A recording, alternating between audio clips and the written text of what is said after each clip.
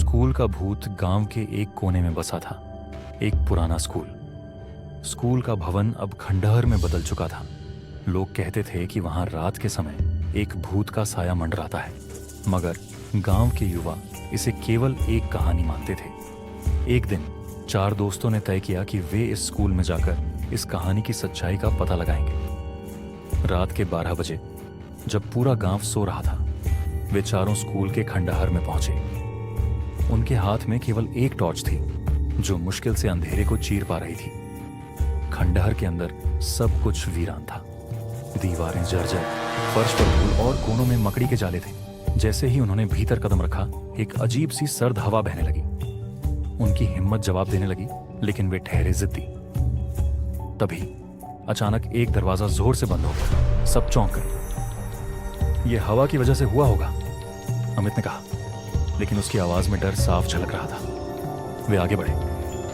अचानक टॉर्च की रोशनी के दायरे में एक काली परछाई दिखी। वो देखो, नीरज ने कांपते हुए कहा। परछाई धीरे धीरे उनकी ओर बढ़ने लगी। चारों चीख उठे और भागने लगे, लेकिन खंडहर का रास्ता उलझा हुआ था। तभी एक लड़की सफेद साड़ी में उनके सामने आ खड़ी हुई। उसकी आंखें सुर्ख लाल थीं और उसके होठों पर एक खौफनाक मुस्कान। तुम यहां क्यों आए हो? उसने गूंजती आवाज में पूछा। चारों घबरा गए और माफी मांगी। लड़की ने कहा, जो यहां आता है वो कभी वापस नहीं जाता। इतना कहते ही खंडहर की दीवारें टूटने लगी और चारों को लगा कि वे कहीं गहराई में गिर रहे हैं। अचानक सब कुछ शांत हो गया। उन्होंने आंखें खोली तो देखा कि वे अपने अपने बिस्तर पर हैं। सुबह हो चुकी थी।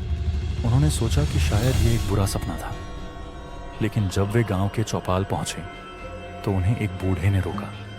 उसने कहा, तुम चारों ने रात में स्कूल जाने की गलती की है ना? जो तुमने देखा वो सपना नहीं था, पर तुम बच गए क्योंकि तुमने माफी मांगी। ये सुनकर उनकी रीढ़ की हड्डी में सिहरन दौड़ गई। अमित ने कहा, अब समझ में आया कि क्यों इसे स्कूल का भूत कहते हैं। अब ऐसी गलती कभी नहीं करेंगे। अगर आपको ये कहानी डरावनी लगी हो तो हमें सब्सक्राइब करना ना भूलें, वरना अगली बार स्कूल का भूत आपके सपनों में दस्तक देगा। ऐसे है